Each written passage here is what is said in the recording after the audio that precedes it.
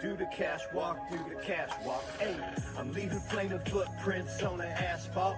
Pop your collar, twist your wrist, do the cash walk. I'm dropping dollars while you're wishing on a scratch off. My hollow mama list, she just hit the jackpot. I'm leaving flaming footprints on the asphalt. Pop your collar, twist your wrist, do the cash walk. I'm dropping dollars while you're wishing on a scratch off. My hollow mama list, she just hit the jackpot. I'm leaving flaming footprints on the asphalt. Pop your Welcome to Minor Details, episode 18, folks. We have a big episode for you again today. It's a continuation of last week's episode, folks. It was so popular last week, people asked us to do it again. So we'll be doing mass shootings again today, folks. And I want to welcome my co-host, Pete Pitts from The Walking Dead season 7 and 8. And now, he can't tell us, but I know this for a fact, 108 TV shows now, right? And TV shows and movies. 108. Pete Pitts, welcome, Pete. That's right. Thank you, Danny Miner. Thank you, everyone, for tuning in. Welcome to the Minor Details. We love you all. We appreciate you all joining us. And yes, Danny, that's correct. 108 major movies and TV shows. Plus, I've been on dozens of commercials, music videos, independent projects. I've been around this film world, and it's a blessing to be here with you. We welcome everyone live on all of our platforms, Instagram, Facebook, and YouTube. Yes, Pete, welcome. And listen, Pete, you can't tell us what you're doing. Could you give us a hint? You're in Vegas for a reason. You're filming something, Pete. Give us a hint. Did the word get out already, Danny? You already found out? Okay, well, since you already know that I'm here in Vegas, I will say that I've been working on the biggest project that's happening right here in Vegas. It's probably one of the biggest projects filming right now in the whole world, which is just mind-blowing. We are only doing a portion of the project here in Vegas. The rest of the show will be filmed other places. And so it is very secret. There is a non-disclosure, of course, I've signed, so I can't reveal anything much yet about it. But I will give you all a hint. If you all start watching and listening to the Minor Details, our first episodes, I talked quite a bit about a show that I worked on season 1 for, which happened to be the biggest game show in history. And so let's just put it this way. This might be related to that. Well, congratulations, Pete, man. We know you're always going to make the Minor Details proud. That's for sure. Now, Pete, I did not make the Minor Details proud this week. I hate to say that. What? Danny, that's shocking. You always make us proud. Come on. What happened? Well, I played in the World Series of Poker the last 2 days. I've been in Vegas. I was on the strip for the last 3 days, okay? Playing in the World Series of Poker here in Vegas. And all I'm going to tell you is I got my ass kicked. I'm not a professional poker player. Pete, I went there with dreams of winning $500,000, wearing the championship bracelet. And I did the walk of shame with the tail between my legs and $500 broker. Okay? $500 in the can. Gone. So yes, Pete, I lost. You want to hear how I lost? I do, Danny. I do. All right, guys. If you ever played poker before, right? Poker is, let's just say it's not for the faint at heart. I mean, you lose and it crushes you, okay? But I hit an ace, Pete, so I'm winning the whole entire hand, okay? And then the last card is a diamond. So there's 4 diamonds on the board. I didn't see this diamond. So I thought I won the hand. I thought I'm still in the World Series of Poker. I sit down. Everybody's like, hey, congratulations. I'm like, thanks. I'm all excited. I just doubled my stack. And the dealer looks down and says, oh, wait a second. I'm like, what do you mean, wait a second? He goes, there's 4 diamonds on the board, and he has a diamond on his 10 there, so he wins the hand with the flush. So then that was it. I thought I won the hand, but I didn't, and I had to walk out of there, Pete, $500 broker. But I did hit the cash tables. I won a little bit there. I probably played poker the last 2 days for about 22 hours. Wow, 22 hours, Danny. That's amazing. I think you're still making us proud. I might have a problem. Well, they say if you admit it, then that's the first step to dealing with it, is knowing you have a problem. But I think you're just having fun. Listen, Pete, when I like something, I do it. I continue to do it, and that's just me. So, and I'm going to play an event this Sunday online. They're giving a bracelet away, so I'm playing an online poker event this Sunday for the World Series of Poker. And then at the end of the month, I believe it's the 23rd, I'll be playing another event. So listen, I'm not giving up on the dream. I will get that bracelet for us, guys. I will get that poker bracelet. Danny, I believe it. I know you will. As I toured Vegas, the Horseshoe with you the other day, we saw the #1 gentleman in the world with the most bracelets there playing. What was his name again? Bill Hellmuth was there. That's right. That's right. Yeah, we ran into him, and it was 17 bracelets he has. 17 bracelets. Imagine the feeling of just being such a winning streak, being on fire for so long. That's crazy, man. Pete, and you know what? People always say, oh, you're gambling, you're doing that. Listen, poker is not gambling. Is Phil Hellmuth the most luckiest man in the world? No. There is skill in poker. People don't realize that, but there is skill. Pete, people don't understand. It's the only game that you're actually not going against somebody else. You're not going against the house. If you can beat somebody else, we lost Pete. We lost Pete. I don't know where Pete is. But yes, Angela, you are 100% right. Poker is war.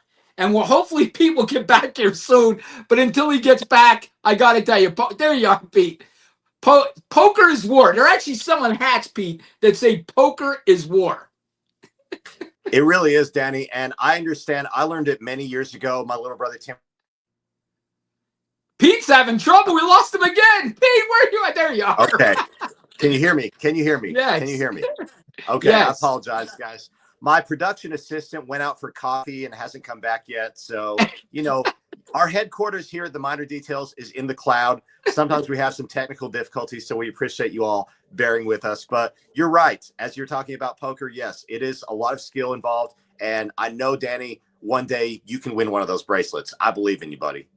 Listen, people don't realize that, but there is skill involved. And the World Series of Poker, guys, if you want to go down and just watch, it's every day until July 17th. And folks, it's something to watch. You're talking thousands and thousands of people.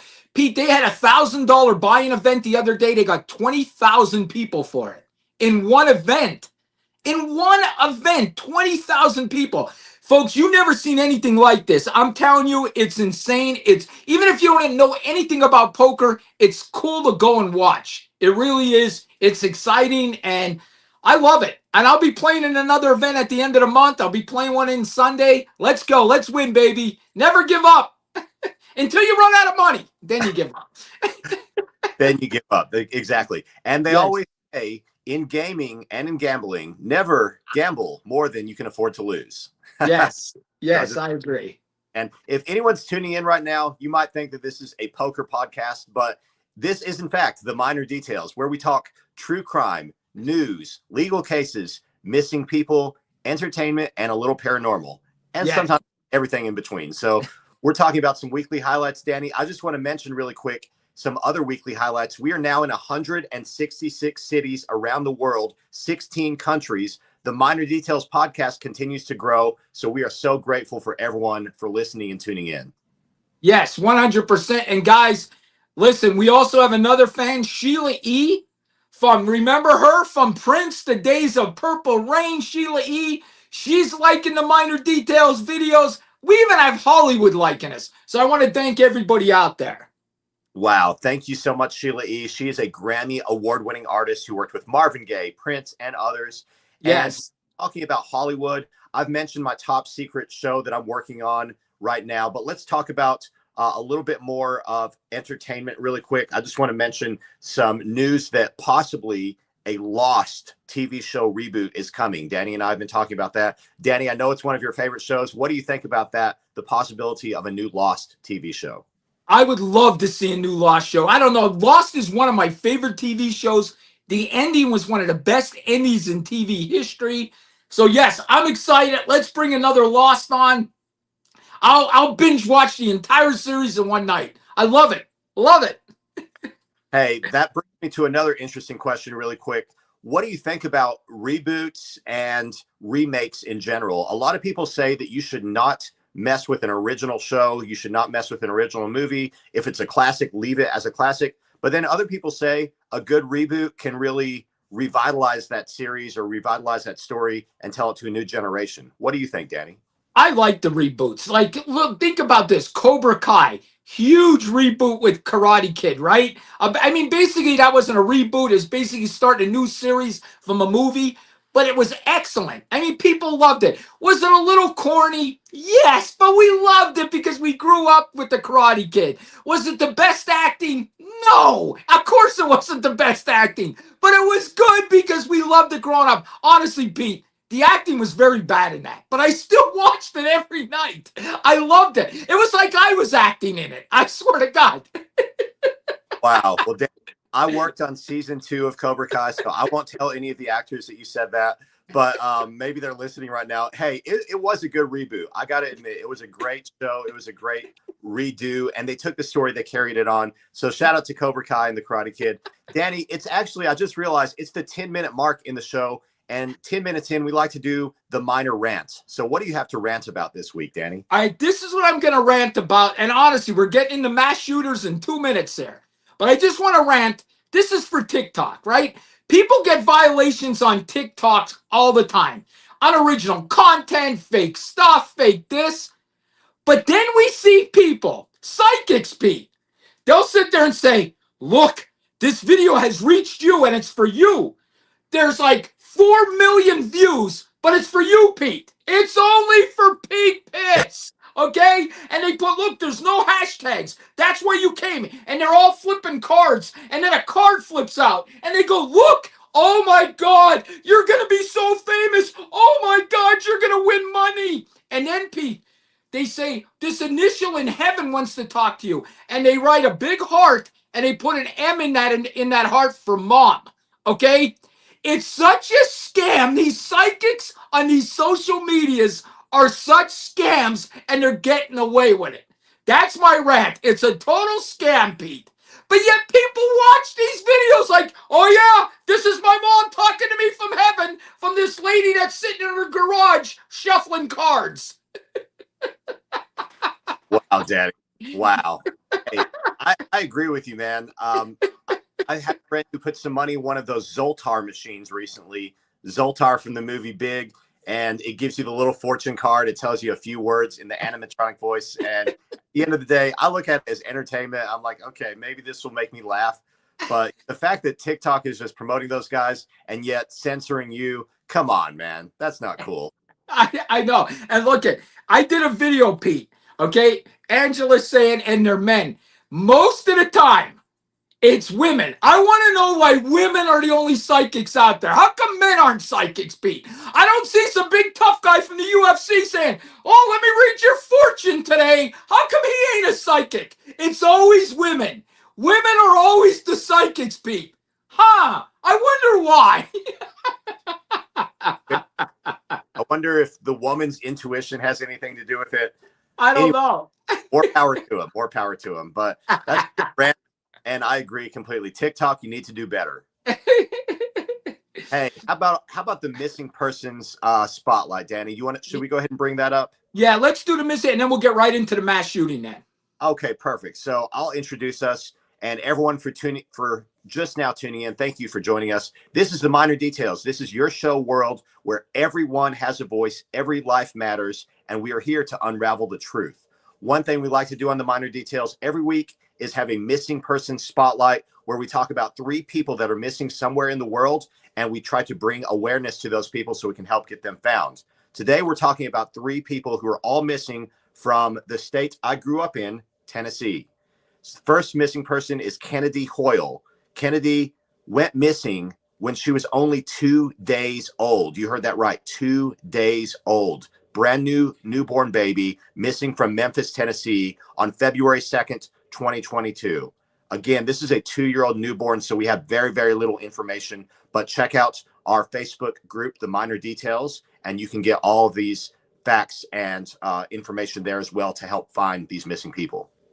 Pete, this next case is actually a national case, okay? Summer Wells. I actually remember doing a video on this. She went missing in 2001. That's how long I've been in TikTok. I actually remember doing a video on this. She was 5 years old when she went missing, June 15th. from Rogersville, Tennessee. I don't know if you're familiar where Rogersville is. She's 40 pounds, blonde hair, blue eyes. She was 3 feet tall. They have updated what she might look like now. So if you actually go to the Tennessee website for missing children, they'll have an updated picture of what she will look like. And like I said, we will put that on the website also. Wow. Yes, please. If you saw something or if you see anything or if you know anything, please say something. Our third missing person today on our missing person spotlight, also from Tennessee, is Eva Alejandra Lopez. Eva went missing from Winchester, Tennessee, which is just about 45 minutes from where I grew up. And she went missing on September 22nd, 2015, at the age of 15, 150 pounds, 5'4", brown hair, green eyes. Please say something if you see anything, and continue to check our Facebook group for all of these missing people updates. Yes. And you know what, Pete, I just want to, before we get into mass shooting, I'm getting questions on Instagram. I have somebody ask me if I looked into the case that they DM me. Yes, I did. I will get back to you on that. And also, anybody wants to DM me a case that I'll look into and give you my opinion, I actually like doing that. I've had numerous people ask me to look into some cases. And, you know, that's something we definitely will look into in the future of doing, Pete. Both of us, and maybe going to the scene and going to that area. You know what I mean? Of where these things happen. So, yes, send me any cases you have. Sorry about that, Pete. I'm just getting a bunch of questions on Instagram here. No, we appreciate that. And we appreciate everyone for being able to be here and joining us live with your questions and comments. That's one thing that makes this show interactive. This is not completely scripted. We do our best to stay on schedule, but we also want to take our time to listen to your voices. So thank you for commenting. And really quick, Danny, we're going to jump into our main topic in just moments away, Mass Shooters in America Part 2. But I wanted to mention one thing I forgot to say earlier in the weekly highlights today. Elon Musk called out Donald Trump. And I just wanted to mention it because it's big news. Elon Musk is now saying Trump was on the Epstein files, and that's the reason he's not releasing it. Oh, my God. When I read that this morning, honestly, Pete, I thought it was fake news. But I Googled, and it's not fake news. Elon has tweeted that Trump is on the Epstein files. That's why they're not released. And let's just put it this way. Listen, I'm not a conspiracy guy, but how come the files are not released? We were told the files were going to be released day one. We heard about the Epstein Black Book, and they were going to be released day one. Well, we're about day 200, and they're still not released. Why? I said what I said.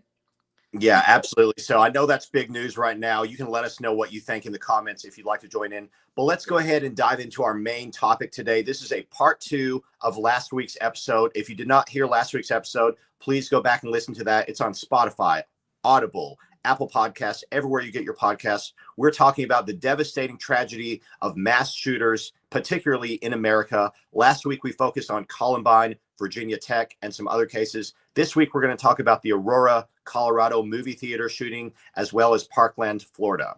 Yes. Now, the movie theater shooting, if you remember that, Pete, that happened in 2012, I believe. He dressed up as a Joker. I actually was in Colorado. I went to that movie theater so I would understand where the incident happened at. I went to Columbine High School too, so I understood where that incident happened because I taught these courses on active shooter. So I wanted to understand what these guys were thinking, how they did it. But I'm going to be honest with you. The movie theater one, I never was able to sit in the front of a movie theater again, Pete. I always sit with my back against the wall. I always try to sit in that last theater because he sat and shot everybody that was watching the movie. It's sick. It's sick. Could you imagine going to a movie and getting shot in the back? And that's basically what he did. It's insane. Me being a fan of movies and TV shows, some people on this podcast may not know, Danny, when I was a little kid, being a Hollywood movie star was one of my biggest dreams. I used to run around the house with a pillowcase tied around my neck, and I'd fly around pretending to be Superman. I always wanted to work in movies. So when this shooting happened in 2012, I had not yet worked in Hollywood. It was still a dream of mine, but it was one of the most devastating emotional feelings I can describe, being a person who's so connected to the medium of film, and then knowing that this devastating tragedy had occurred not only right here in America, but in a movie theater where you're supposed to be able to go to relax and get entertainment and enjoy yourself. it shocked me then. It shocks me now. We're going to get into it a little bit, but the sad tragedy of this event was that 13 people were killed, including an unborn infant, and 70 others were injured. Pete, I still remember what he looked like in court. You know, he had that crazy look about him. He was dressed like the Joker when he went in there. Folks, it was crazy. I'm telling you, every time I go to a movie theater from that day forward, I thought about this. And I don't care who you are, you're going to think about it. I'm telling you, I didn't want to sit in the front row. I would always sit in the back row so I can see what's going on. And folks, I do that everywhere, even when I go in restaurants. I want to give myself that couple seconds so I could react to something that may be dangerous. And I could give myself them couple seconds to see it coming. That's how I work. I do the same thing, Danny. It's so ironic you said that. I went to a restaurant the other day and the server just pointed us to the table. I sat directly so I could see the door. My friend who is with me, he sits adjacent to me on the other side of the table, but not facing me, facing the door also, because he's like me. We're both like you. Like, we're always just being vigilant. We're always just being cautious. And it is sad that we have to do that in this day and age, but we're living in a world where times are changing. We have to be careful. We have to realize that the securities and the freedoms we have they can be taken away. They can be temporary. So they are very delicate and we have to do our best. That's why the minor details is important, because we're doing our best to talk about these things so we can unravel the truth, get to the bottom of it, and hopefully prevent future tragedies. Right. And I want to talk real quick, guys. I stayed on the Strip this week and I stayed at the Horseshoe, okay, because that's where the World Series of Poker was. And we talked about last week the Vegas shooting at Mandalay Bay, where he broke the windows. He was shooting out the windows. And Pete, all we talked about was security. Oh my God, security at the hotels. How did he get all these guns up to the room? Oh my God, oh my God. There's going to be better security in Vegas. Pete, they did nothing in Vegas. And let me tell you why. I stayed at the Horseshoe this week. Pete, I was on the 14th floor. I get out of my room and all of a sudden I'm hearing this noise. I look and there's a homeless guy on the 14th floor in the ice machine bathing in it at the Horseshoe. Somehow this guy got up to the 14th floor, and I'm thinking to myself, we just had the worst mass shooting years ago in Vegas where they told us security's going to be better, security's going to be this, and we're letting homeless people roam the floors. Where the hell is security? Didn't we learn anything, Vegas? I'm sorry, but listen, nothing against the homeless guy, but people should not, if they're not staying at the hotel, they shouldn't be roaming floors. They shouldn't. You're absolutely right, Danny. Working in Atlanta in 9 years was just shocking to see the sheer number of homeless people that would walk onto sets or be in buildings already living there when we were going to film. And you're absolutely right. We have to do better. Of course, homeless people are people at the core. Homeless people who are residentially challenged, a lot of them through their own choices, some of them through no fault of their own. I actually went from being a young 20-something-year-old homeowner to temporarily homeless when I had to sleep in my car to fight for my dreams. I was not a homeless bum. I was not shooting heroin. I didn't have the big brown bottle of liquor outside the liquor store holding a cardboard sign. That was not me. But I was a guy who was working on movie sets every single day with some of the biggest stars in the world, and I was getting off and sleeping in my car in parking lots. So what I'm trying to say is that, yes, I agree this is an issue, Danny, but it's not just the homeless people's fault. I just want to throw that out there. Not all of them, at least. But we're talking about big, broad issues here, and security being one of those issues. It is very important to realize that if we're letting these things slip through the crack, then look what happened at Mandalay Bay. How easily could that happen again? Okay, but Pete, let me put it this way. You know, I should have put it this way. You know, I come out of my room. There's this crazy guy, because I could tell he had mental issues. He's bathing in the thing. My thought was, what if I was a girl? What if I was a young girl? What if I was 20-something or 21-year-old girl all alone, and this guy's on the hotel room floor? That shouldn't be on the hotel room floor. Like, we had the worst mass shooting in the history of this country, and the casinos learn nothing about it. They've done nothing to secure their casinos better. Absolutely zero. And I'm calling you out. You did zero. Sorry. It sounds like what you're describing is a potentially mentally challenged vagrant who probably Yes. was scaring a lot of people and is definitely going to be scaring the clientele away. I was actually just listening to another podcast earlier this morning where people were talking about the descent of Vegas, how in a lot of ways Vegas is not increasing with the rate of growth around here. We're not increasing in terms of security and doing the right measures. It's decreasing in some ways. And that's one of the ways, is allowing these resorts and casinos to be not completely secure, so people are not going to feel comfortable coming to these places. And this isn't just Vegas. I know it's happening all around the world, but of course Las Vegas is the number one tourist destination, one of the number one tourist destinations worldwide. And so it's a tragedy. We have to do better. We have to step up our game. And I just want to say this, and I don't want to call Vegas out, but I'm going to. But honestly, we are the entertainment capital of the world. All the money this city gets, and this is a rich city, Pete. Don't get me, this city is rich. They could build anything they want. They are rich, okay? How do you have your biggest asset, the Las Vegas Strip, and you barely have 0 cops on it?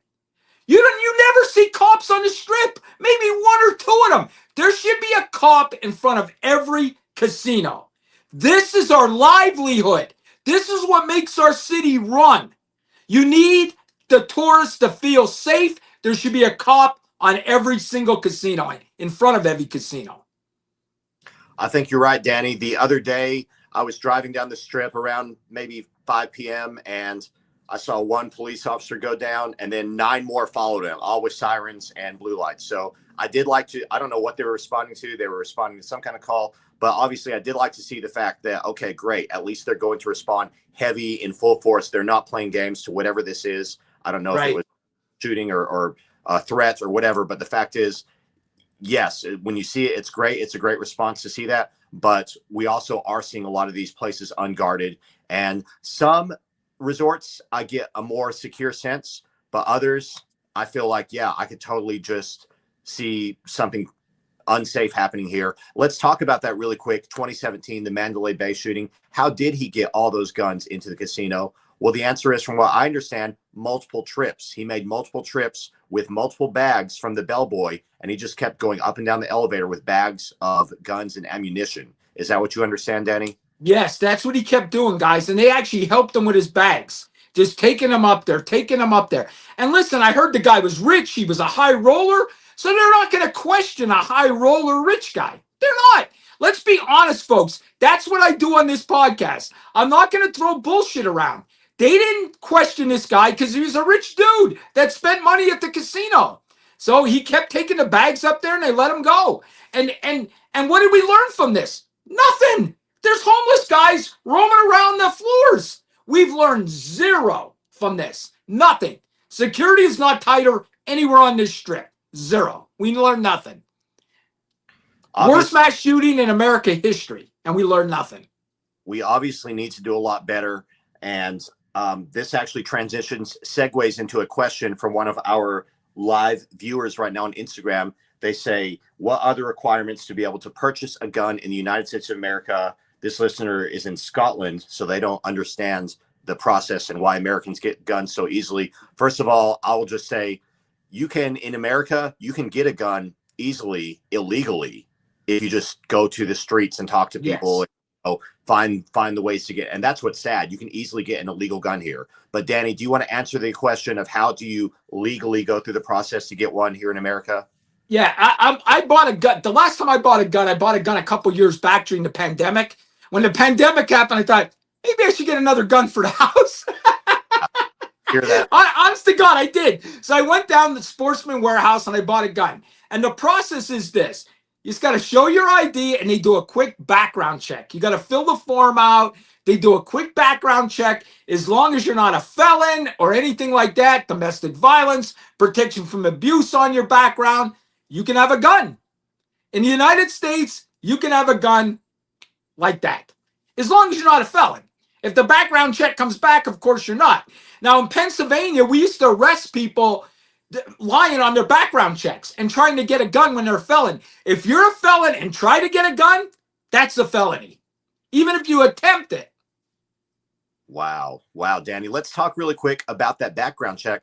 I think some of the international listeners would like to know. You just briefly mentioned it. You said that if someone's cleared with no felonies previously, no domestic violence, and no gun charges, I'm guessing. Protection from abuse. That's like if you have your your girlfriend gets a PFA on you, protection from abuse order, they take your guns. Okay.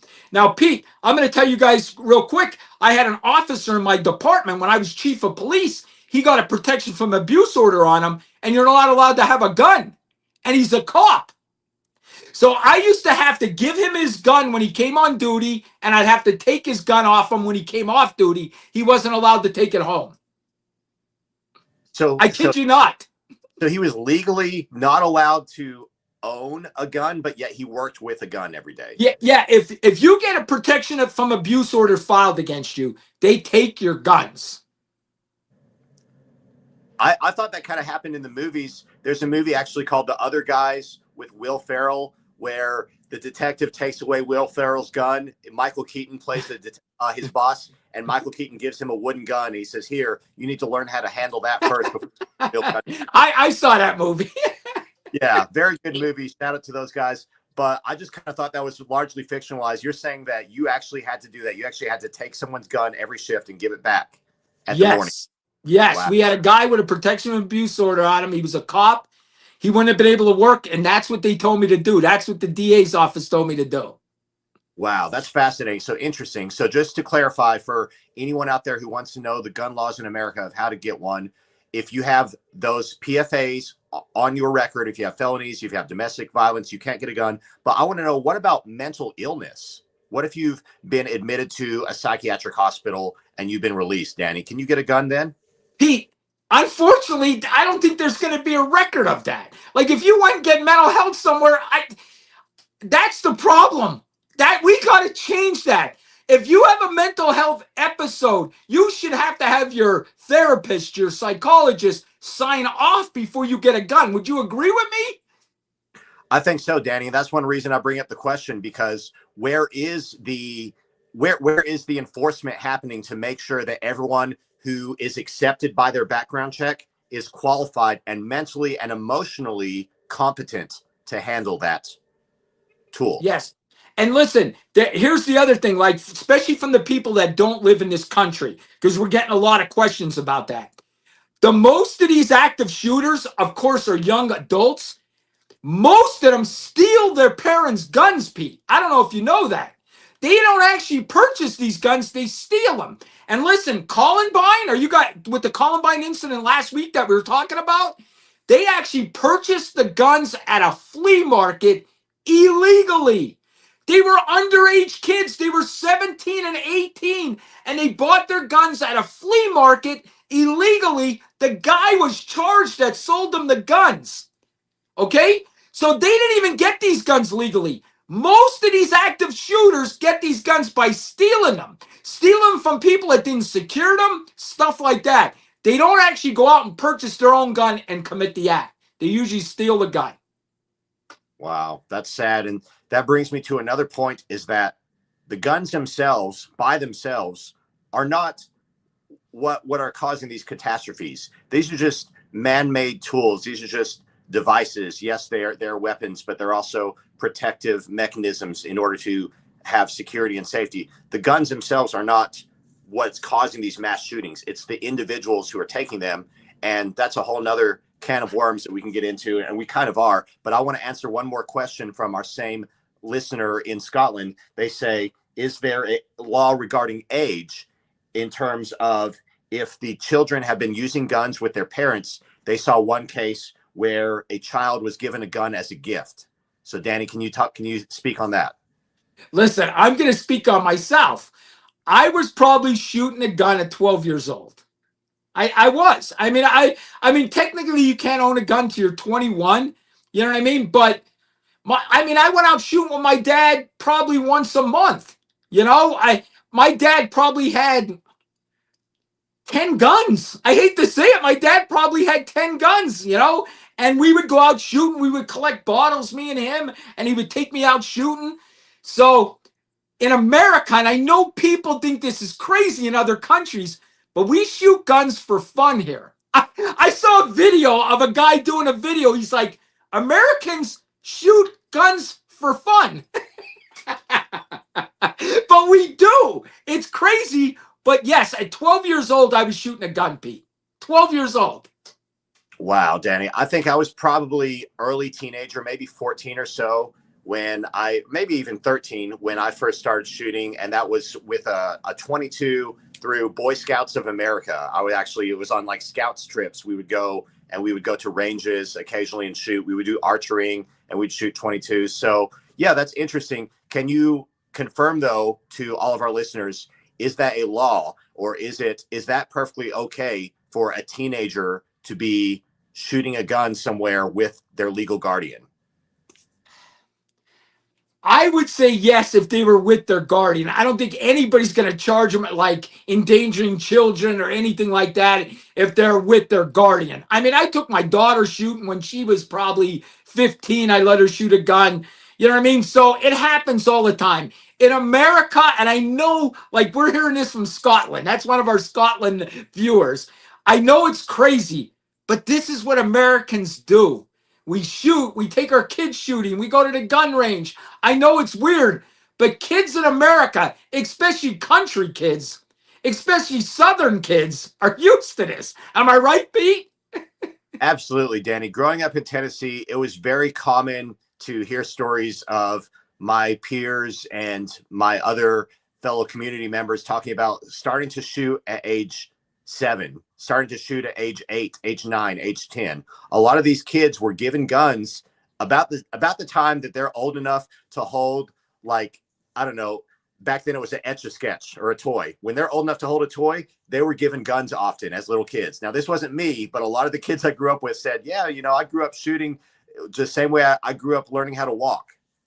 Pete, we're still getting comments from our international followers. I'm going to even make their heads even explode even more. Okay? I'm going to make their heads explode. Are you ready for this, folks? In our country, we can walk like the Wild West with a gun on each hip and walk right down the road with a gun with a fucking rifle on our back. We can have a rifle on our back, 2 pistols on each side, and there's nothing they could do. We have open carry in many states. Nevada's an open carry state. I can walk in the grocery store with 2 guns on each side of my hips, Pete.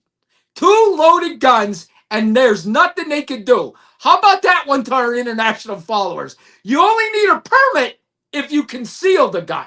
So if I put the gun and cover it with my coat, I'm in violation. But I can go take a 2-day course, and then I can conceal it. But if I don't want to take the 2-day course, I can open carry. I can put a rifle across my back, 2 pistols, and go get the mail. I can go get the mail. I can go get coffee. I can do whatever I want. It's totally legal. How about eat that one for a while, my international followers? Wow, Danny, you just gave me an image of you walking through the Wild West like Yosemite Sam from Looney Tunes. Just 2 guns. Oh, yeah, look, Angela says, relax, Billy the Kid. Calm down, James. But you're right. That's true, Pete. You could. It is, and it's so true. And certain places in America, like where I grew up, Tennessee, Texas, for example, there's certain places, Alaska, for example, there's certain places where guns are so normalized that literally the kids are being taught at an early age, this is just part of life. This is just part of society.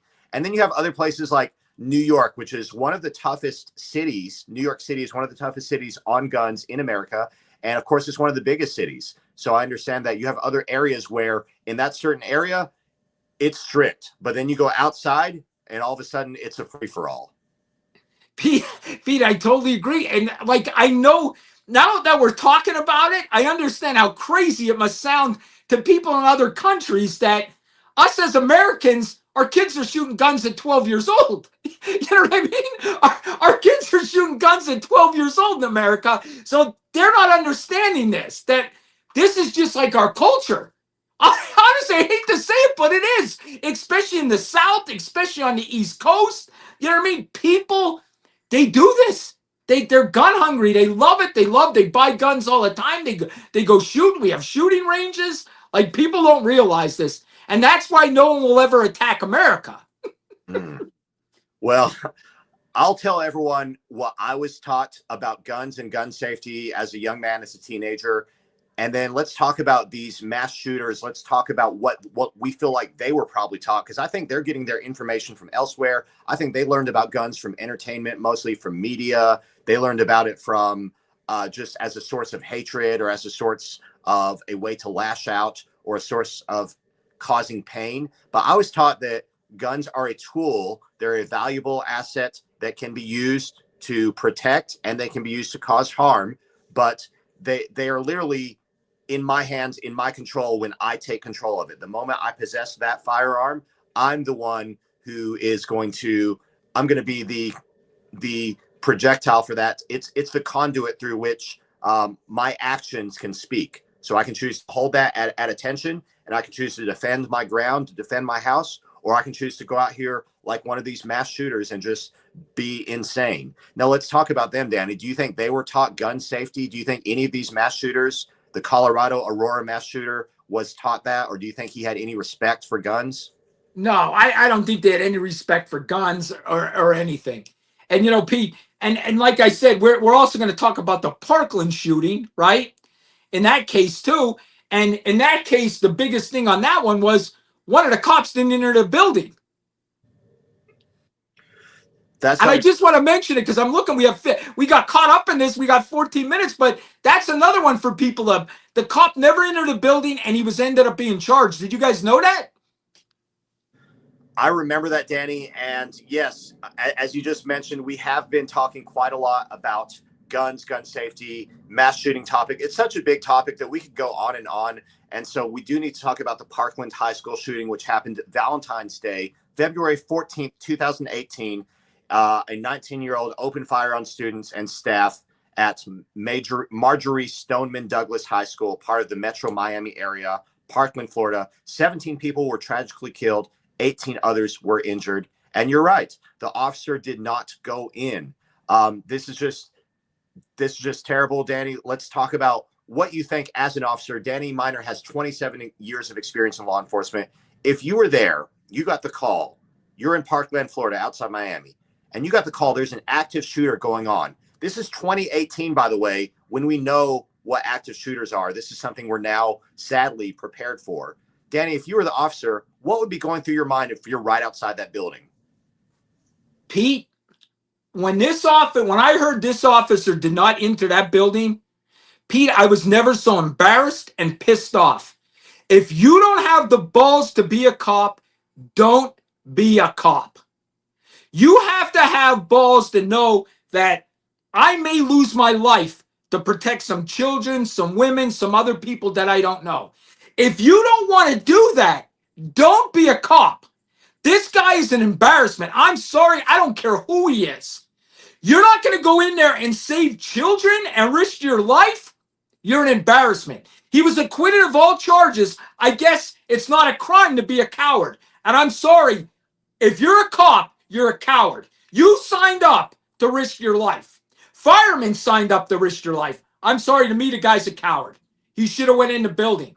I said what I said. He's a coward. He is. I hate to say it, Danny, but I do agree with you. And I hate to say it just because I want to respect all of my first responders. I want to always have respect for law enforcement. But sadly, people are just people. Human beings are just human beings. Some of them are not cut out for it. Some of them are not meant for those lines of work. And others of them change throughout the time they're in that career. And they might start off more fearless and they might become more fearful for whatever the reason was. My brother Matt was in law enforcement. He's having some fights and altercations with criminals back in Nashville this year. I was telling another friend about that, and my other friend said, you know what? If that were me, I would have just run away. I would have just got out of there. And I said, well, that shows you're not meant to be a first responder. If that's your instinct, fight or flight, and your instinct is to fly and to fly away, then hey, there's a place for you in the world, but it's not being a cop. You have to be fearless in the eye of danger in order to protect and serve. Exactly, Pete. And here's what I want to tell you. Anytime I got a call that was bad, gun, shooting, this, that, right? I never sat there and thought, Jesus. Do I want to go on this call? It sounds dangerous. I never sat there and thought that, Pete. I just got in the car and I went, okay? And I thought about on my way there how I'm going to handle the call to keep myself safe, but never once did I think I'm not going. That would never even enter my mind. Pete, I wouldn't care if there was 3 gunmen. If I knew there was children being murdered, Pete, I'm going in there, guns a fucking blazing, baby. You're talking about Billy the Kid? I'm going in there, guns a blazing. If I die, I die. But there's no way I'm going to live the rest of my life knowing kids died and I could have helped them. There's no way. I'm going in there, guns a blazing. I'm telling you right now.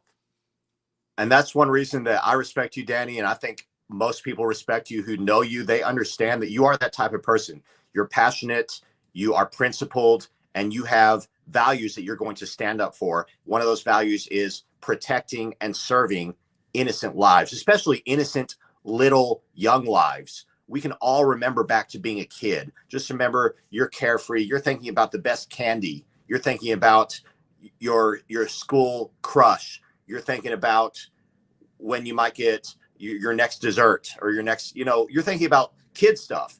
And then all of a sudden you have to deal with hiding under desks and gunshots going off. It's just horrifying. It's just horrifying. Angela mentions here in the comment, how about the officers that waited at the elementary school? All of them, any officer that's just waiting while you have these active shootings going on, that's unacceptable. I understand procedure, and Danny, you can speak on this more than me because you're an actual law enforcement officer. I've just played one in movies and TV shows. But tell us, Danny, why would all these cops be continuing to wait at the scenes of these crimes? Let me tell you something, guys. When I went through my active shooter seminar, where I got trained how to handle these situations, where a guy was training me, I'm going to tell you something. It brought tears to my eyes. We had about 100 cops getting trained for active shooter, how to go in and confront these shooters. I don't sugarcoat anything. They say confront them. We're getting in a shootout and they're going to try to kill us. We're going to try to kill them. One of us are going to come out on top. That's the truth of the matter. You can say confront. You can say whatever you want to make people feel better. The truth is we're going to be in a shootout with a bad guy and one of us are going to live and one of us are going to die. That's the truth. And at this seminar, the guy looked at us. And this is what he said to us. He said, these active shooters, there might be one of them, there might be 2 of them. They're going to be prepared. They prepared for this. They're going to have multiple rounds. They're going to have high-powered rifles. They're going to have machine guns. They're going to have bombs.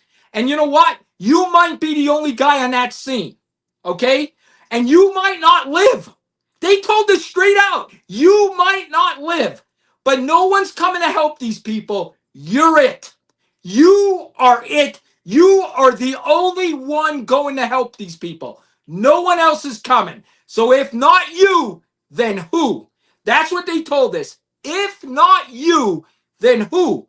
There is no who. Nobody else is coming. You're it. So you have to go in and confront that guy with the machine gun, the bombs, and everything. And you got to hope and pray your training's enough to kill him. And that's the truth. And they told us that straight out. So any cop that can't do that, turn in the fucking badge and walk out the door. Because you two swore and protect. And if that happens, it's your time to die. And I hate to say that, but when you put that badge on, you already know that. And if you're not willing to die for kids, you're not willing to have that badge. I said what I said. Wow. Danny Miner, the crime solver, 27 years in law enforcement. He said what he said. Go back and play this episode again to re-listen to his words. So wise, Danny. And Angela says in the comments also, it was the commanding officer who told the other officer or officers to wait. Let's speak on that really quick, Danny. If your commanding officer is in that situation, let's say they're back at base, let's say they're outside in the support unit and they're communicating with the people on walkie who are right there in the hallway, is it the officer's fault who is in the hallway and who does not respond because his boss says, the commanding officer says, no, we're going to wait. We're going to wait for more backup. Or is it the commanding fault? It's the commanding officer's fault. If the commanding officer's not telling them to do that, then it's his fault. Because we are trained, Pete. They first trained us that 3 officers. You need 3 officers, and you would go in like a triangle form. So you have 1 officer in the front, actually 4 officers, 1 in the front, 2 on the sides, 1 in the back. So you actually have one going this way. So you're in a triangle form when you go up a hallway. Okay. But then they thought, how many, there's small police departments out there. If you go to Pennsylvania, and I don't know how Tennessee is, but there's tiny, small police departments where there might be one or two cops. So now they're telling us, even if there's only one cop, he has to go in by himself and confront this shooter. And if you don't like it, don't be a cop. And Pete, I'm going to relate this back to the NFL because people always say, oh, concussions. The NFL players are getting concussions. They knew they can get concussions when they signed on the dotted line. When I became a cop, I signed on the dotted line knowing I might be murdered. Firemen sign on the dotted line knowing they might be killed too or burned. It's the price of doing the profession you chose. And if you don't like it, don't choose that profession. Said what I said. That's why people don't like me, Pete, because I tell it the way it is. Hey, this is the Minor Details, where we give you pure, raw, unfiltered, and Danny Miner and I tell it exactly how it is. You're right, Danny. I don't know if I would be a good officer, especially in that situation, because if I'm in a hallway at a school responding to an elementary school shooting, my commanding officer is in my ear saying, nope, hold up, we're going to wait for backup. Danny, I understand that maybe I went through training, maybe I went through police academy, and I was told I need the 4-person strategy to enter for the most strategic approach. But if I'm hearing gunshots going off in that classroom and I'm hearing the cries of little innocent children, I'm probably kicking that door in, and I'm probably just going to go out guns a-blazing. And I want my family and my friends to know that I did it because I put my life on the line for people that needed it. Pete, there's no way I could go home at night and think I didn't do enough. Could you imagine thinking 2 little kids or 3 little kids were murdered because you were I'm going to say it, because you were a pussy and then go into the thing because you're a coward and you didn't want to go in. You know, if you're a coward, don't be a cop. It's the way it is. I mean, seriously, if you're a coward, don't sign up to be a cop.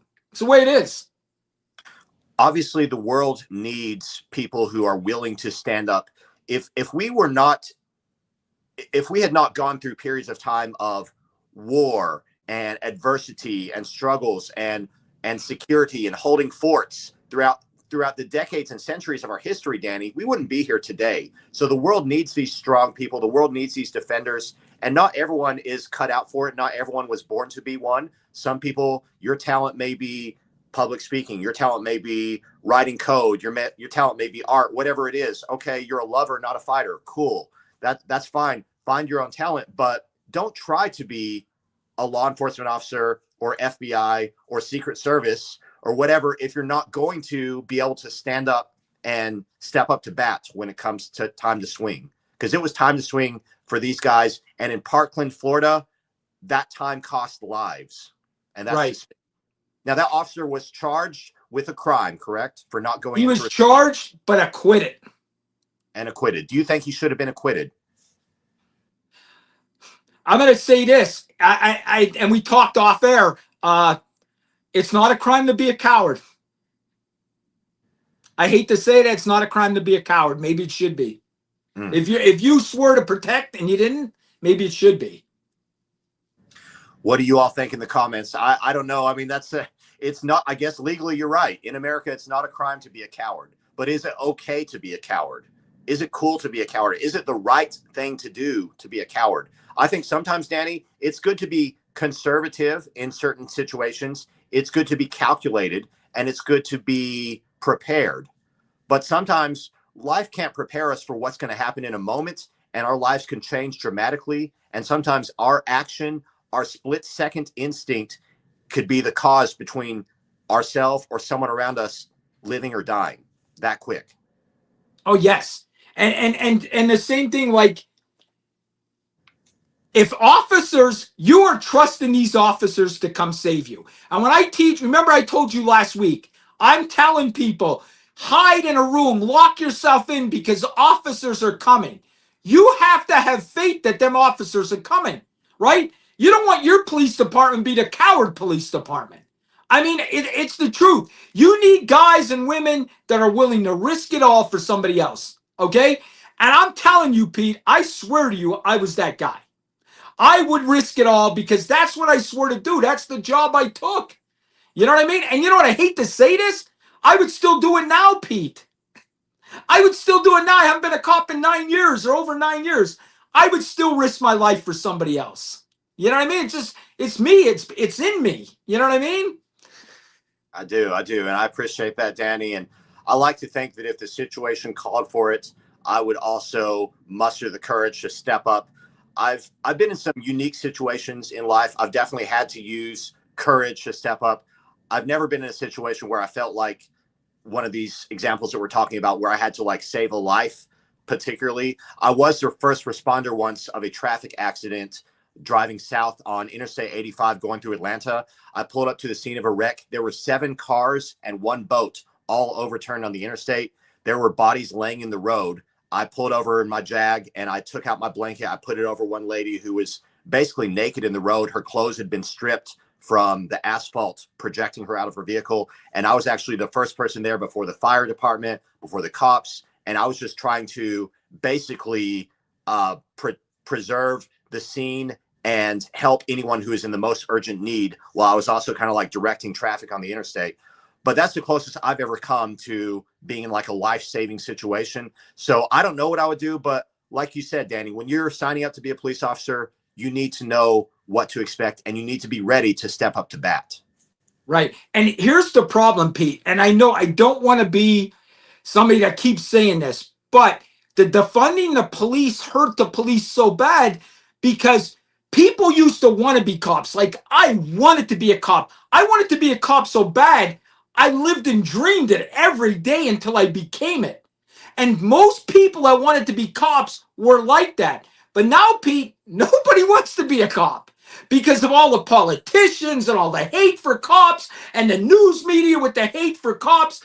So now, Pete, you have people that don't want to be cops that are going to become cops. You know what I mean? They just need a job. And you don't want somebody becoming a cop because they need a job. And I'm sorry, that's where we're at. You're right, Danny. This is a call. This is a call to duty. And if you feel that call to duty, you should answer it. I was called to duty through what I'm doing now, through entertainment, through film, movies, music. This was a call in my heart, Danny. And if I didn't do what I'm doing today, I couldn't sleep at night. I couldn't live with myself. If you feel like that towards being a cop and you feel like you're called to it, absolutely look into it and pursue it. But if you're like, man, I just want a paycheck, listen to Danny. Go get a paycheck doing something else. Don't be out here on the front lines trying to protect and serve. Man, we've talked so much in this episode and it's flown by. Our main theme was mass shooters in America, but we kind of transitioned into talking about a lot of what cops do, what they would do. And I want to propose, Danny, in the future, maybe we do an episode completely on what it takes to be a cop. What do you think about that? That's a good idea. Pete, yeah. That is a great idea because people don't realize that. You know, it takes a certain person to do that. Because listen, Pete, not only like could you cost people their lives like in this, but you can cost murders getting off. If you make certain mistakes and stuff, this job is so important that we get the right people to do it, honestly. Yes, absolutely. As we're now drawing a little bit close to time, we have a couple minutes left. We will talk about more in the future. We will continue to talk about these tragic occurrences, the mass shootings. Hopefully we can start preventing them and stop these events. I want to get to one more question really quick. We briefly addressed this last episode. Someone says, do you think the movies and the video games and the music are to blame? I'm going to go ahead and say, as an entertainment professional, I absolutely think they are contributing factors. What do you think, Danny? I do too. I hate being that old person that thinks that now, but I think they desensitize these kids, these shooting games. They're just every game's a shooting game. Yep. Every single game. I mean, yes, Pete, I hate to say it. Yes. Wow. So we appreciate everyone's comments. We appreciate everyone tuning in today. We're going to start wrapping things up as we have just a 1-hour show. We're drawing near to our time. And I just want to say, please go back and listen to our previous episodes. Part 1 of our mass shootings in America was last week. We have many other cases that we talk about. This is the minor details where we attempt to unravel the truth. Every voice matters. Every opinion matters. And that's why we take your comments and your questions live on air. I'm Pete Pitts. I'm your co-host. I'm going to go ahead and turn it over to Danny Miner, the crime solver, to end us up today. And we thank you all for listening. Guys, listen, and I just want to say what I said earlier. If there's a case you want me to look at, I had people sending me cases they want me to look at and just to oversee that they got police reports and making sure everything. I have no problem doing that, folks. It might take me a week to get back to you because I have ADHD and I got a lot going on, but I will look at it and I will get back to you. I have no problem you guys sending me cases. And we'll see you guys next week. Thank you for making this podcast one of the most popular up-and-coming podcasts. We love you all. Pete, I'll see you next week, brother. See you guys soon. Love y'all. All right. Do the cash walk, do the cash walk. Hey, I'm leaving flaming footprints on the asphalt. Pop your collar, twist your wrist, do the cash walk. I'm dropping dollars while you're wishing on a scratch off. My hollow mama list, she just hit the jackpot. I'm leaving flaming footprints on the asphalt. Pop your collar, twist your wrist, do the cash walk. I'm dropping dollars while you're wishing on a scratch off. My hollow mama list, she just hit the jackpot. I'm leaving flaming footprints on the asphalt. Pop your